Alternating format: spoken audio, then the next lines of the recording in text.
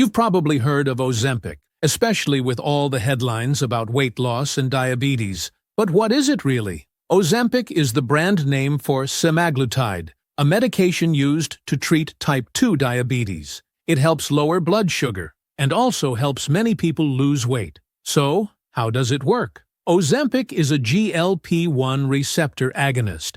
That means it mimics a hormone your body already makes after you eat, called glucagon-like peptide 1. This hormone does a few important things. It stimulates insulin release, it reduces the amount of sugar your liver makes, and it slows down how fast your stomach empties. The result? Lower blood sugar, better appetite control, and often, gradual weight loss. Ozempic is a once-weekly injection, usually started at a low dose and gradually increased to reduce side effects. So what should you expect? Some people feel great. Others notice side effects like nausea, vomiting, diarrhea or constipation, fatigue or dizziness. In rare cases, it can cause pancreatitis or gallbladder issues. It's not for everyone, especially people with a history of medullary thyroid cancer or MEN2 syndrome. And just like Mounjaro, it's not a quick fix. Ozempic works best when combined with healthy eating